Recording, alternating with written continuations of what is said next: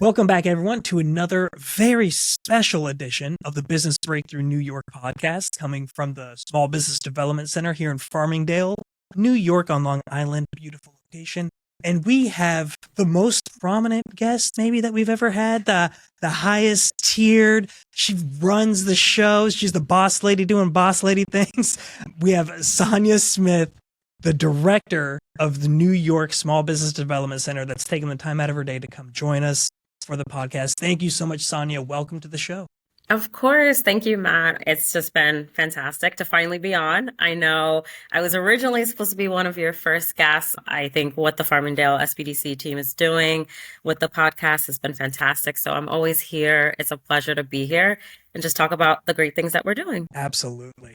And I definitely want to dive into that. I want to take some time during this conversation to look over the past year of this 2024 season. A lot of things have changed at the SBDC, and you're at the helm, so you're the one directing it. You're making all the quarterback calls and calling the plays. It's beautiful. Coach, yeah. Yeah, that's right. That's right. But before we do that, I want people to get to know you a little bit better, because I think that your story is powerful and is super interesting, especially for people that are aspiring to make moves in their career and how to progress forward. And you've done that in a short period of time, which is amazing. It's tremendous work. So maybe just give like a little bit of brief background of yourself, like where you started, like school, maybe where you attended school, where were you raised and things like that. And then I'm very curious to look at your specific SBDC journey. Well, that's a lot. It's a mouthful. I don't know. I gotta kind of like summarize it into a short synopsis so that we can have time for,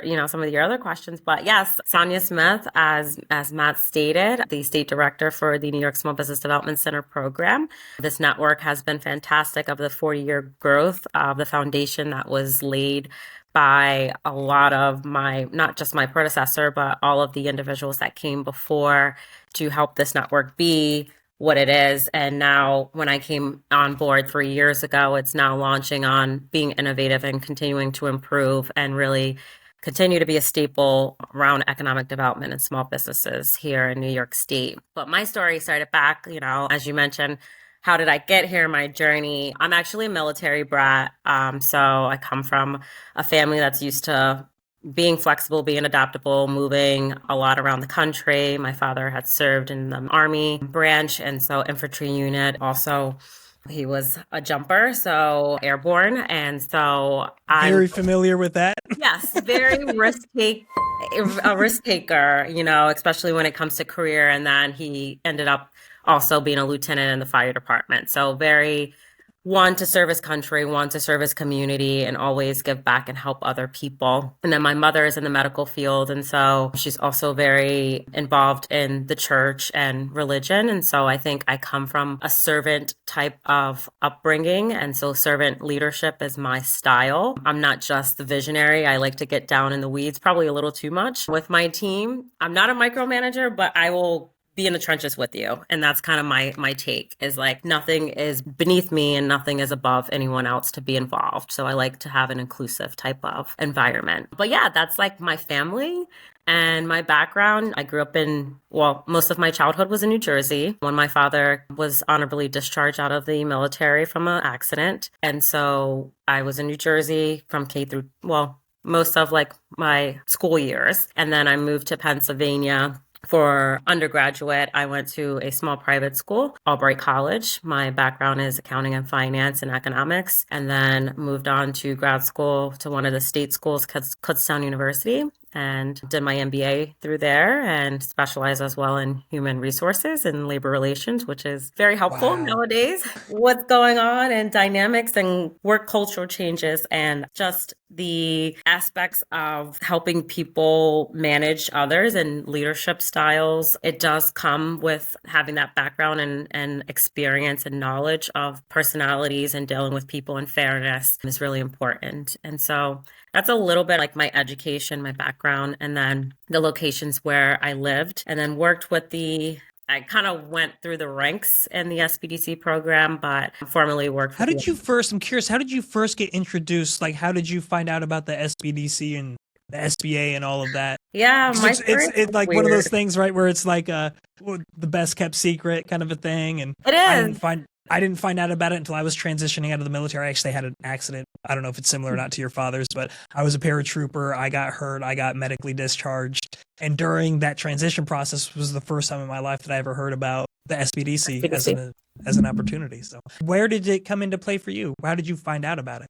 I found out about the SBDC. My story is like very strange. I say great people that want to continue to do great things and make an impact. You have to be ambitious, curious, and courageous. Like those are like my kind of three stones. And so for me, I'm always asking questions. I always want to know what's behind the scenes, what makes things tick, what makes people tick. And so I was actually working in the food industry and bartending while I was doing an internship at a CPA firm because that was my realm. My background is accounting and finance. And I was going to be a bean counter. That was like my thing.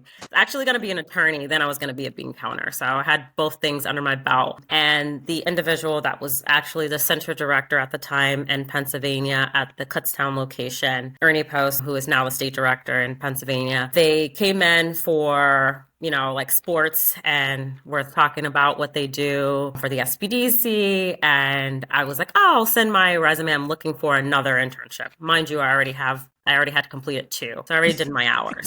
And I don't think so it genuine just goes to the curiosity point where like Correct. Wanting to learn more and expand even though it wasn't required of you. That's great. Correct. And I don't think they thought I was serious. So I like emailed my resume on like a Sunday and I think he forgot who I was and was like, and then I was like, yeah, I was at the bar and I was like up bartending. And so he was like, oh, come in for an interview. And then so I ended up working with a lot of the small business owners doing financial projections and reviewing their business plan. And then I'm kind of moved into doing internal budgeting for the SBDC as well. So, and that kind of warped into a lot, as you know, and morphed into different roles, but that's how I learned about it. Yeah. That's incredible. It's so interesting the way that each person has their kind of individual journey and experience of how they discover it.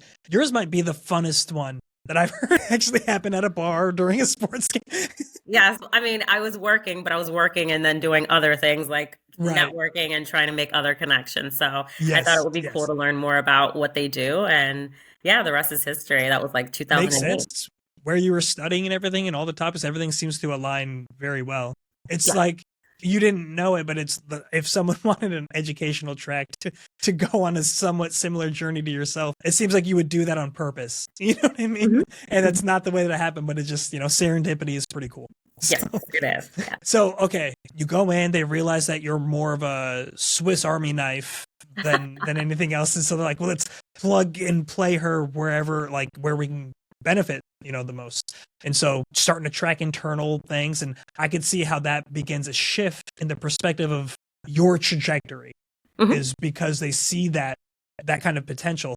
And so from there, I mean, how do we then go at this level working within the Pennsylvania? Are you at the central office in Pennsylvania doing this? Or no, were you in that journey is like I said, it's been interesting. So I was at the actual center. So similar to Farmingdale at a center, and the service center had 7 counties at that time. I was still undergrad. So I had left, or once I completed my internship and everything, I was actually planning to move back to New Jersey. I had 2 job offers at CPA firms. And then again, I was literally almost the end of the semester, summer graduation. And then Ernie came in and said, do you want to go to grad school? We pay for your grad school. And then you can continue to learn more about the SBDC.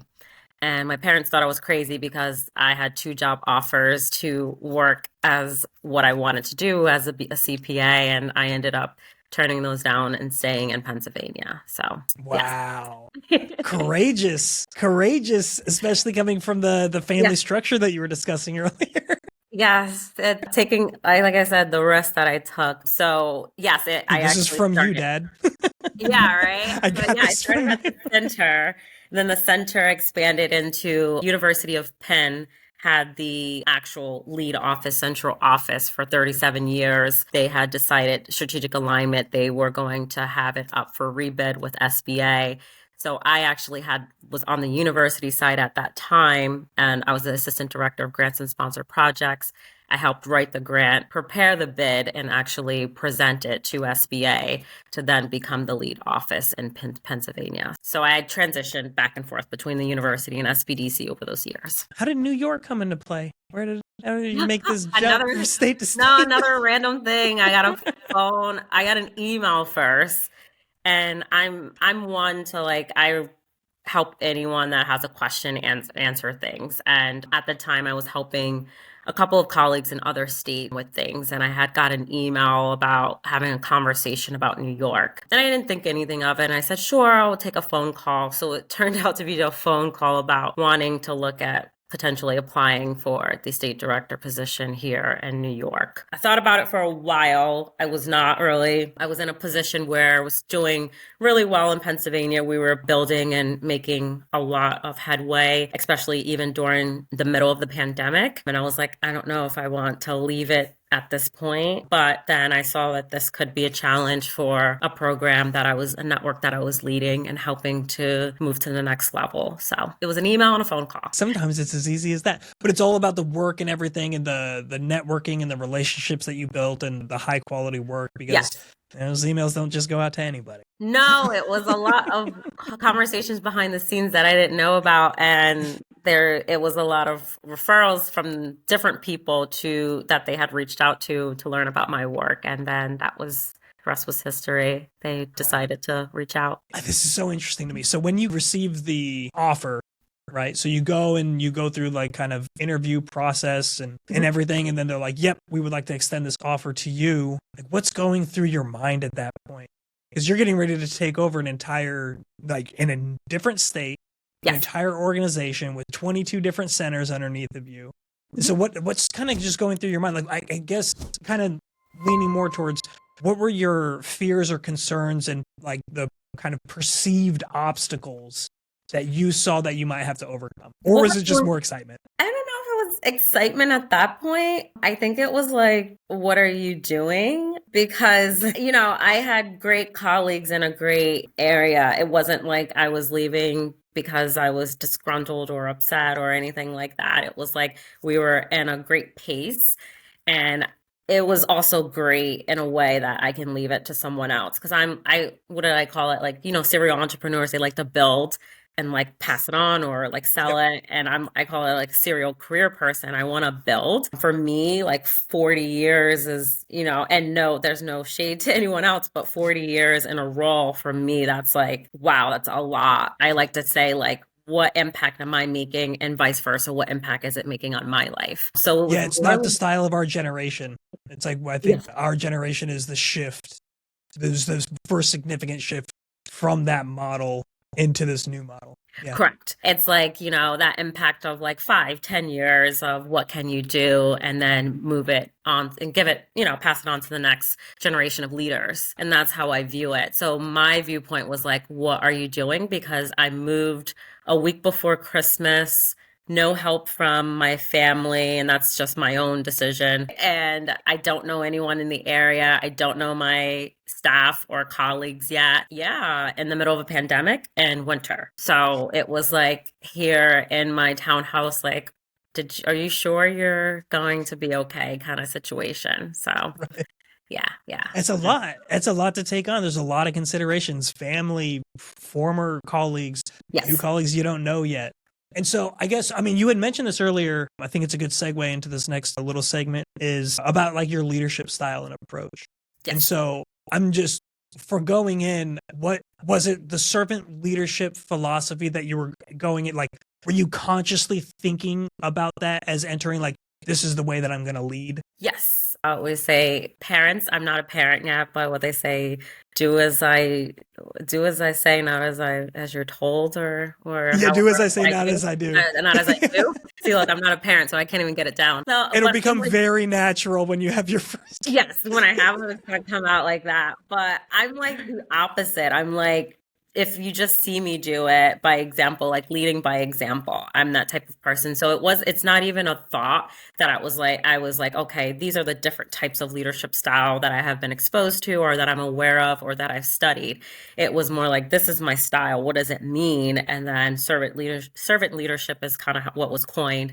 John Maxwell is like the pioneer of like leadership. And I had the pleasure. Godfather of leadership. Yeah, that's what I call him. I actually had the pleasure of meeting him last year. Did you really? Yes. So I have actually, they're in Staten Island, but really great friends from Lions Pride organization, leadership organization. Like I said, I put things out there. We had a conversation and they were like, we know him if you ever like want to be invited to our conference or whatever. But yes, long story short, that's kind of my leadership style, my focus. And so I came in on talking to my team, talking to partners, really getting ingrained of trying to understand New York State, the communities, the clients, the small businesses, the team, the stakeholders, the hosts. I literally met with everyone for the first basically 2 years and just trying to do my own listening tour and understanding before I make any major changes and things of that nature. So my changes are coming in phases of where I already see it down the line. But when you're not involved in the day-to-day, but also with the big picture, it's really hard to understand why those changes are being made until advisors or directors start doing it. And they're like, oh, it makes sense now. For me, it's just like trying to guide the way, put the parameters up, put the new items there, help with the challenges. I think the unique part of me being state director is that I've actually have been in so many different roles in this organization that I know what advisors go through. Like I know what center directors, regional directors go through. I know intake. I know budget analysts. I know what students go through. I literally have been in every role where I can say I've been in your shoes and not just be like lip service. Like I've actually been in your shoes. So that's huge. Yeah, the perspective to cut, like your ability to understand and for people to understand that you understand, right? It's this like reciprocal relationship of knowledge and appreciation and value for the work that's being done. Because it's one thing to go around and see what people do and like, tell me about your job. But it's one thing to go there and like, oh, so this is how you guys do it. When I was here, we did it like this way and you're doing it that way. That's really interesting. It's just your ability to bond and connect with people. It's so different than somebody that just comes in from a leadership perspective. Maybe they were leading another organization like, yeah, we need a state director. Come on in, and trying to figure it out from there. And so I could see that being a competitive advantage for you. But it's also great because it gives you that unique advantage as well, because when I am making, as a decision maker and leading the organization, taking other individuals' recommendations and opinions into account. I know people might not believe that, or like behind the scenes, it seems like things are shifting very quickly, but a lot of the time, you and your mic, a lot of the time, it's like I've already been in that situation or seen it. And so implementing it is more help the individuals, not to harm. And so I hope you're okay over there. Everything's fine. Don't worry about this end. You're doing great. So yes, implementing things, as you stated, I have the unique advantage there of being in those roles. So I understand the individuals in the field, that the things that they might need or resources they might need to do their job. That's so critical. I have this question that I wanted to ask you about, like your priorities when you're coming in to the organization. And yeah, I think you did a really beautiful job of kind of answering half of this without even the question being posed yet. So well done. When I was a leader in the military, and whenever I would change organizations, change units, I would, especially as I was more senior in rank, I'd go in and I'd read all the documents. I'd read like their SOPs and, how it is that things are supposed to be processed. And then it would be a listening game, just like you talked about when you're going around and you're touring and going to every single different SBDC location throughout the state. It was the same kind of thing. I'd go to the different kind of shops, so to speak, the different staffs, like the HR part, the intelligence part, all of it, and get a feel for what's going on and talk to the leadership there. But then I would also make a point to make sure that I'm listening to the people that are on the ground, the actual soldiers, and what is actually like, okay, I read the SOP, but like when you go to put in pass or leave, like what actually happens? Like who are you actually sending this to? And it was really just questions and looking for answers and things like that. And then based off of the findings from there, then that would help me to obviously the leader is always going to set kind of the priorities for the organization, and then you go and execute. But then you have your own priorities. You see what's going on. You're like, okay, I can help and assist here. I can help refine this. Maybe they need some more assistance over there. And as a leader in that position, then I can manage those resources to get them there. For you, when it comes to like your priorities, did you have a certain idea going into the role? Like, I think that these are going to be my priorities. And then you went out and you like listened, you talked to people, and you did your listening tour. I love that statement, by the way. I think that's really cool. The listening tour. Did your priorities at some point kind of get realigned, or did you adapt them through this process, or did you not even come up with priorities until you got through the listening tour? This is just like a leadership side. I'm so into leadership. Oh, no. So I'm trying to think back. So I'm going into my third year. This is be my third year here. I think they kind of aligned together. So during my interview, I probably asked a lot. I probably asked more questions in the search committee at that time because I had a lot of things like that. Because I was working very closely with SBA at that time. Well, still is, but at the time as well, to learn more about the New York network. So I had my priorities on things that were coming up, like accreditation, things of that nature that we had to go through review-wise, whether it was SBA or America's SBDC. So it was like, okay, get the staff on board to understand what's coming, the review committee, and get them together there. But I think it was more of that happened at the same time because I had already outlined that from my interview and what was priority. And then I was doing my own 30, 60, 90 day kind of tasks that I wanted to do. And then it was like 120 kind of overview of where to then put in things based on my conversations and meetings. I did a lot of like team kind of building with my team internally. We did a predictive index is what it's called. I had someone that I worked with previously come in to have us do the test and then talk about where there were gaps. This actually helped back what I saw, but also to go to SUNY to get support. Our marketing and communications just was not there. We never really had a position, didn't have the funding for it either. And so when we did this predictive index, we showed where the whole, like, what do you call it? Like creative, visionary outreach person was like, it was a big gap in the quadrants. And I'm like, to SUNY and my supervisor at the time, this is kind of confirming where I'm having gaps, not only just in program and communication and the message and branding, but also in my team. And so then it shifted not only to my priorities for the network, but then priorities of building the team, not only just based on gaps, but also with retirements. It's a long-standing program. So we've had from all levels, whether from leadership all the way to regional directors to advisors and staff that were very long-term tenure, and they were retiring and leaving the program. So it was more of like rebuilding the human capital part of it and the building the capacity. So that was kind of the main priority, which then kind of as it morphs into like budget and, website, which was another kind of our outward facing marketing aspect that needed to be updated. Yeah, no, and that's really interesting. I have so many questions. I could go with you for hours on this. And so I'm going to fast forward through the next part that I'm like really interested in. I'm going to suppress my own interest because I care about our audience so deeply and dearly. What's been going on in 2024? Let's do a review and try to hit some of the high points from your perspective. I mean, you kind of have the perspective from the highest perch, so to speak, because you get to see everything that's going on everywhere, and we're all submitting our success stories and everything up to you, and you get to go out and celebrate and everything. And so yeah, like walk us through. I think that we have some B-roll kind of lined up where we're prepped for it. We're going to try to match and align with what you're talking about, kind of get some images up on the screen that people can see of these events as they occurred. So you want to start the B-roll or you want me to talk? Yeah, you talk. We'll match you. Wherever you start. So like starting 2024, what was one of the, I guess, like the first major event that occurred from your perspective or like that you got involved with? So from my perspective, not just this year. So last year was the first year we went in 2023 back in person for our staff conference, our annual conference, staff training, sorry. With that being said, that was in Syracuse. And that was the first time that everyone across the network, across the state was in one location and doing professional development and networking. And so that was like kind of like a real big kickoff of like, hey, we're back in business again and actually seeing each other and we're human beings. We've talked talk to each other for like months and years, but it's always been virtual and remote setting. And so that was like a kickoff for me because I was on the road. I didn't change kind of what I was doing, but the team as a whole, the network as a whole was able to see each other in person. Last year was also the first time that we relaunched the annual client awards, which turned into a roadshow.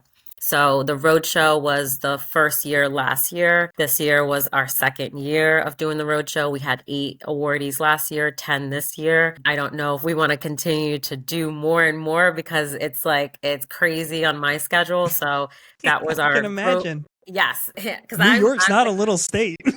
Yes, and New York is not a little state. So that was our growth business of the year. So Andre White, he is in the Akwesasne area in North Country, and he is an indigenous background, and he has a construction business in New York and in Massachusetts. So he was working with Michelle Collins from the SUNY Canton SBDC to work on his MBE certification, but also just learn more about contracting and procurement and growing his business. And so his family was there. He said he basically helped by his son working with him, he helped his son pick a different career because his son said, construction's hard. So yeah, I think that's true. It's so true.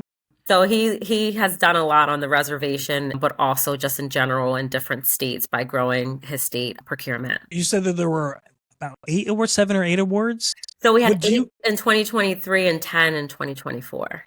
Let's go, keep building. Let's go. It's great for these businesses to have a chance to get recognized for the work that they do, because especially for a startup, what you get rewarded with is survival. Like, hey, we're still in business. We haven't closed. And so to see these thriving businesses have a chance to be acknowledged, that's a really big deal for them and for the community to show that we care.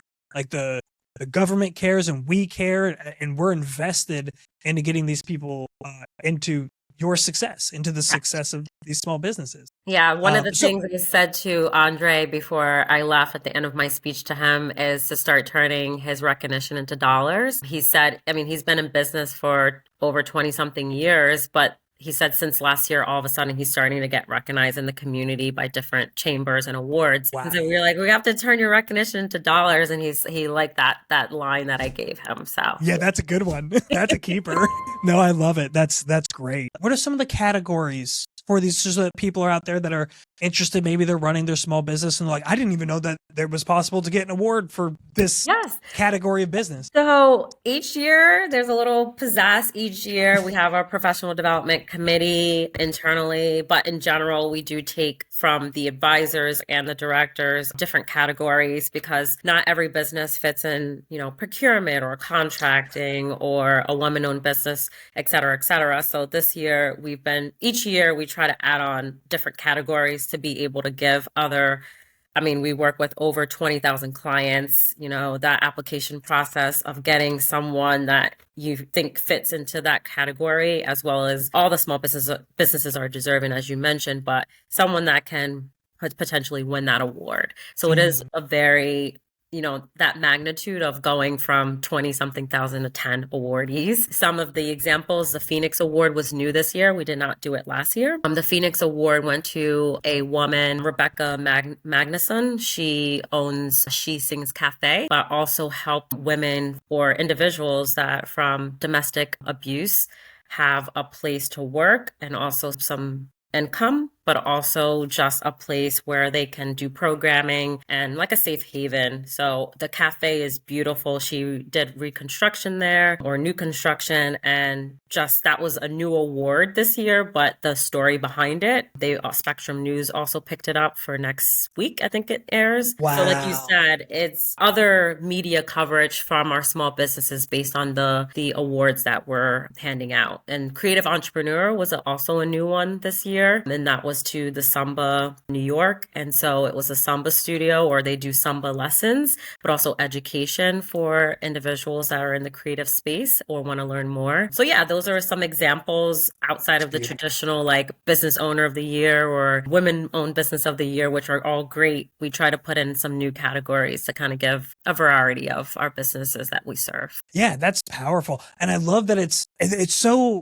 to me, it's aspirational and it's inspirational to see these businesses out there doing it, because not only are they in their business, they're doing the work, they're hiring the people, and they're providing something of value to the community, but then they're also giving back like in these ways, and they're creating these different opportunities to help people lift themselves up.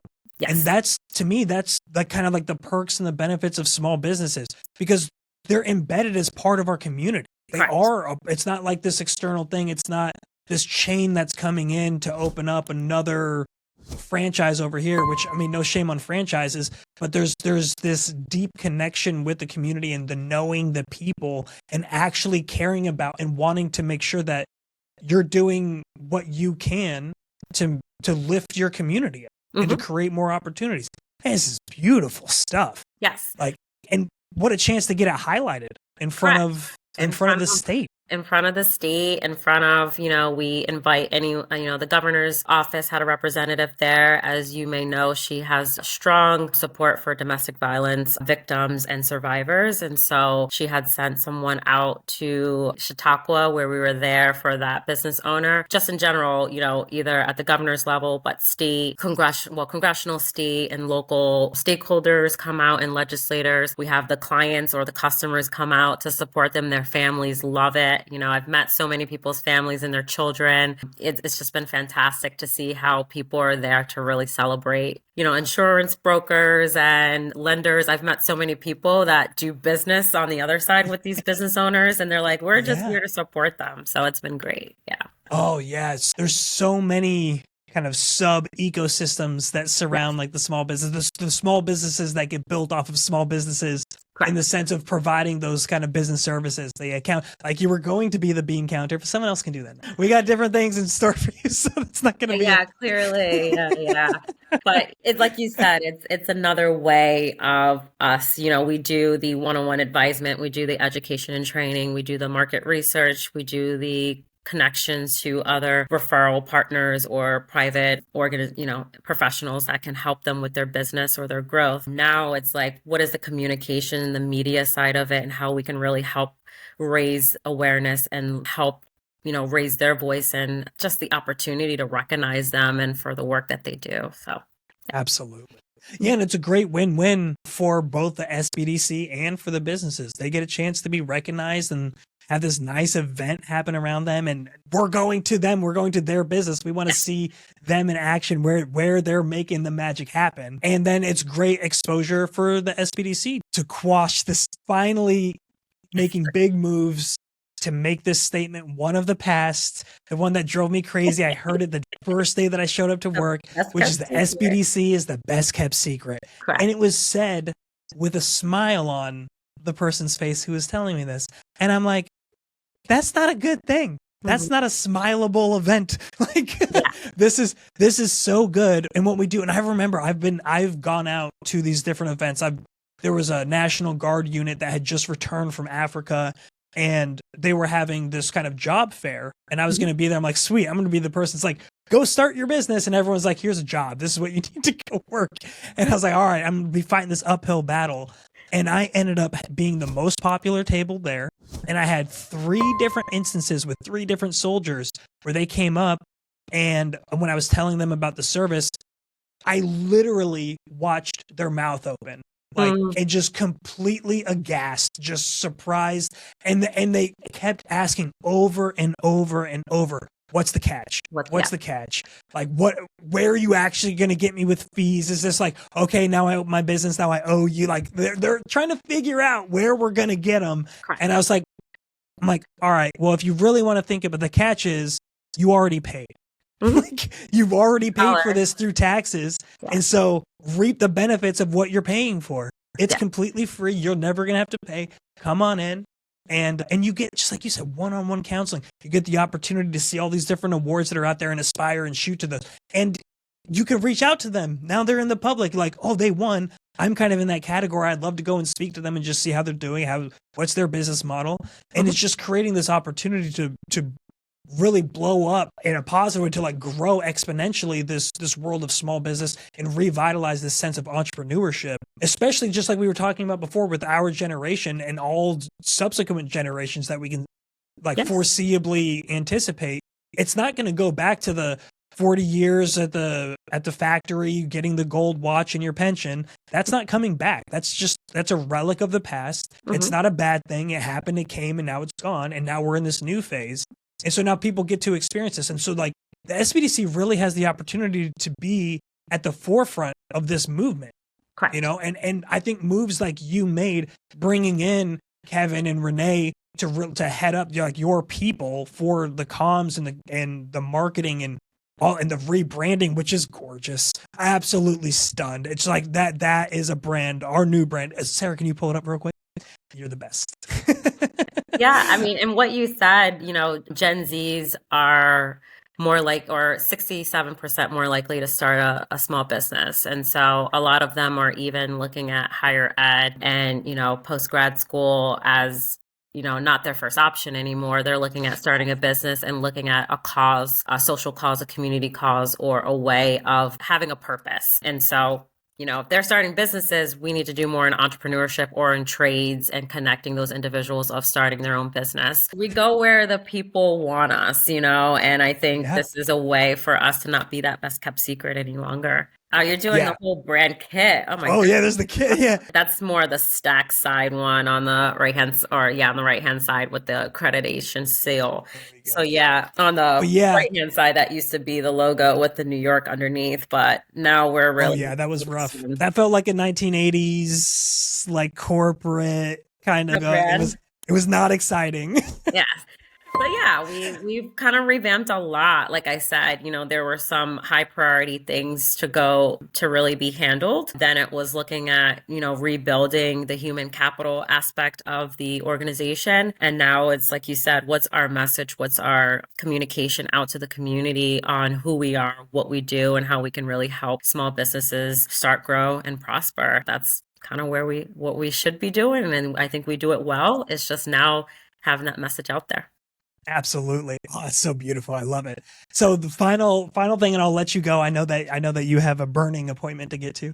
Yes. I'm like gonna have to push. Yes. Looking forward, we talked about kind of the stuff that we got into, these awards for these businesses, your journey and how you got to where you're at and how you're leading. And this is amazing. An amazing story for people to be able to hear and to understand what's at kind of the heart and the head of the New York SBDC. You've got some years in under your belt. You've been at the helm of the ship for a little while now. What is on your, let's just say like a 3-year kind of vision for the organization? Like, where do you see the organization in 3 years? What's your kind of vision around the SBDC? And I know like it's the marketing push and everything we were just talking about now, but I'm just curious if you wouldn't mind just diving just a little bit deeper into what that looks like. And well, in 3 years, I would say that's a little far out, but I would we can take it whatever you want.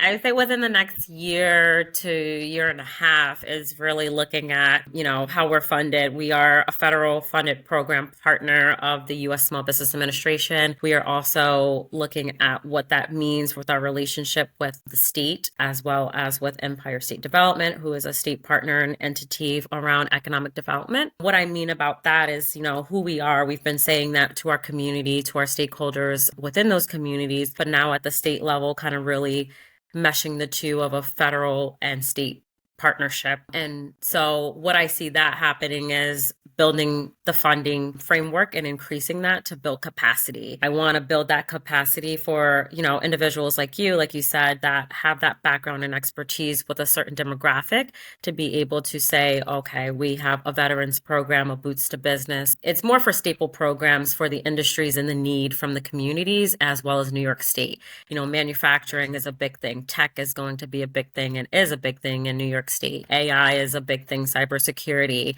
childcare, deserts. So we need that specialty. And in order to be able to help the small businesses that don't have the time and the money to build that program and education and understanding and those concepts, that's where we come in as a resource, not only from the federal government, from the state, to help build those programs and education for that. So that's where I see within the next year and a half is us hopefully getting close to doubling our size. So I talked about over 20,000 clients we work with.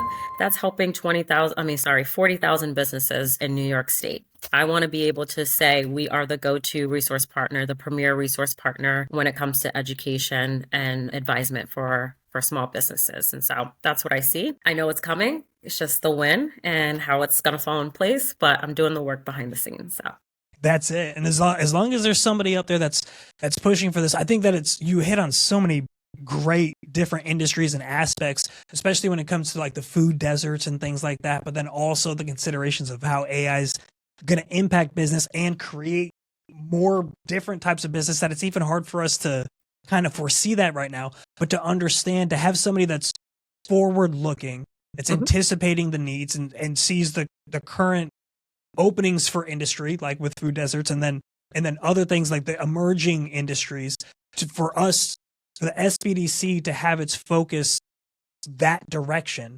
Yes. I think that's, you have to, if you want to be successful and you actually want to be a part of the community and be the premier place that people come to for training, for education, for assistance with their business, you have to be on these things. You can't let the times pass you by, so to speak. You've got to know what's going on with AI. You've got to know what's going on with tech and cybersecurity.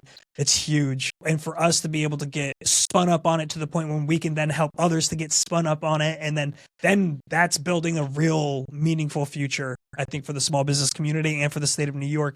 And hopefully that sets a model for the rest of the states and what they can do. And, then we all benefit. Yep. So that's the end goal. Thank you so much. Sonya, do you have any last things that you want to share, communicate, any ideas? No. Somebody, the aspiring young woman out there who's hoping to make it to the top of an organization, maybe a state director role, something like that. I mean, in general, in any industry, any role, I feel like having mentors and having mentees helps me on both sides. I have so many people in different industries and different parts of my life that help mentor me. But I also mentor a lot of people and I learn from them as they're coming up through the ranks and have questions. As I mentioned earlier, being curious, being courageous, and being ambitious. You have to mesh the three and come up with kind of what works for you. And like I said, not being afraid to ask questions and being able to connect with people is the way you're going to be able to learn more about an organization, learn more about a role, and ask for help. And that's at any level, whether it's in leadership or it's in a business owner or just in general, your personal life. I found that reaching out to people and trying to learn more, people are more than willing to help and answer questions and guide you. I think you mentioned this about small business owners and talking about their business model. A lot of people, even if it's a short amount of time, are willing to tell their story or talk about their journey. It's just you have to be willing to go out there and ask for that assistance. And so not that's courage. Yeah. That requires a lot of courage. A lot of courage. It fits into your model. Yeah. Get out of the scarcity mindset and more of abundance. It's more of abundance out there. So I love it. Well said. Couldn't end it on a better note, Sonya. Thank you so much. Yes. You're terrific. If I don't get you back onto this show before I'm off of it, then I will be sad, but I am grateful that we got this one in. So thank you so much. It means a lot. I thank you. And I thank the team at Farmingdale SBDC as well as the audience. I hope you guys are doing well. I am going to hot yoga and I am going to be late. So I appreciate the time and also being able to invite me to the show. So thank you.